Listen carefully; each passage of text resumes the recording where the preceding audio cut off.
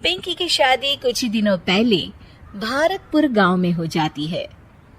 एक दिन वो रसोई में काम करते करते गाना गुनगुना रही होती है। तभी उसकी सास आती है। बिजली गिराने मैं हूँ आई, कहते हैं मुझको हवा हवाई, हवा हवाई, वी वी वी वी वी। ओहो, हवा हवाई मैडम, कहीं उड़ मत जाना हवा से। अरे मम्मी जी, उड़े मेरे दुश्मन। आप बताओ, कुछ काम था क्या? हाँ, काम तो था।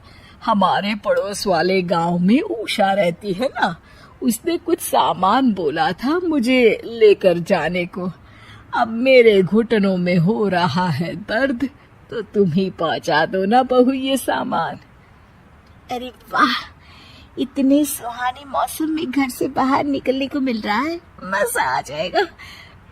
ये लो बेटा, ध्यान से जाना और लौटते वक्त उस गांव के कुल देवता के मंदिर में भी माथा टेक आना। हाँ हाँ मम्मी जी, जैसा आप कहें। पर ये सब करने के लिए थोड़ा सा खर्चा पानी मिल जाता तो। अरे पानी तो तुम्हें उषा पिला देगी, और खर्चा तुम ज्यादा करना मत, ठीक है बहू? जाओ, शाम तक घर लौट आना, ठीक है बहू रानी? सास वहां से चली जाती है और पिंकी पड़ोस वाले गांव में पहुंचती है और उसे कुल देवता का मंदिर दिखाई देता। पहले मंदिर होकर आऊं कि सामान देकर आऊं? चलो मंदिर ही हो आती हूँ। पिंकी मंदिर के पास जाती है, तभी उसका पैर एक पत्थर से टकराता है। हाय राम, मर गई रे। पिंकी देखती है कि वो पत्थर चमक रहा होता है। पिंकी वो पत्थर उठा लेती है। अरे, ये पत्थर तो चमक रहा है। वो पत्थर देख ही रही होती है कि तभी उसे एक आवाज सुनाई देती है। दन दना दन दन दन दन, जो तेरा मन चाहे तो बन। अरे, ये आवाज कहाँ से आ रही है? जो तेरे हाथ में पत्थर है उसी में से बोल रहा हूँ मैं पिंकी। ये पत्थर है जादुई, और ये लगा है तेरे हाथों में, तो ये हुआ तेरा। अब तू जिसके रूप में आना चाहे आ सकती है। ये पत्थर हुआ तेरा। दन दना दन दन दन दन। क्या सच में ये जादुई पत्थर मेरा हुआ? अरे वाह वाह वाह वाह। पिंकी अपना काम खत्म करके घर आती है और उसकी सास रसोई में काम कर रही होती है। अब वक्त है इस पत्थर का इस्तेमाल करने का। बड़ी थकान हो गई है रास्ते में, सासू माँ से थोड़ी सेवा करवा लेती हूँ।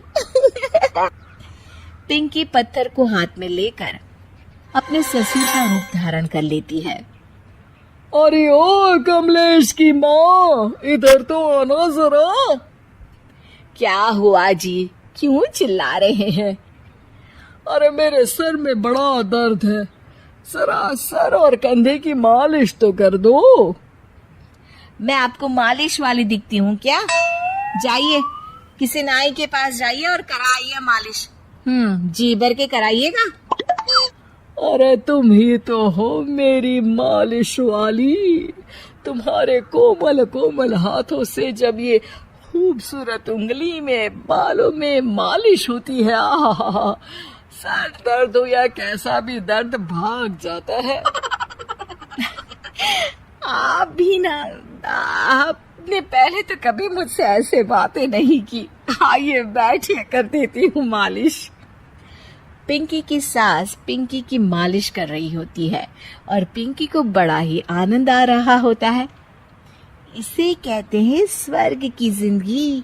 सासू माँ के हाथ किसी हथौड़े से कम नहीं है, पर फिर भी फ्री की मालिश तो मिल रही है ना। वाजी वाजी वाह। कुछ देर बाद पिंकी अपने कमरे में आ जाती है और पिंकी के असली ससुर घर आते हैं। पिंकी की सास अपनी तारीफों से बाहर ही नहीं निकली होती है। सुनिए जी, आज ना आपकी बातों ने तो मन ही मोह लिया मेरा। बातें? कौन सी बातें? अरे वही कि मेरे इतने मुलायम हाथ और इतनी खूबसूरत उंगलियां हैं।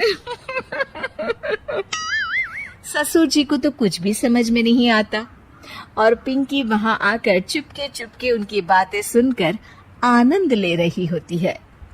अरे मैंने ये सब कब कहा? आज तो मैं जल्दी काम पर चला गया था।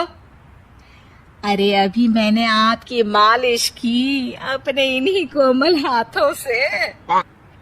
कोमल और तुम्हारे हाथ? अरे कमलेश की माँ, तुम्हारे हाथ तो इतने सख्त हैं कि अखरोट ही तोड़ दे। मैंने तो आज तक तुमसे इसलिए मालिश नहीं करवाई।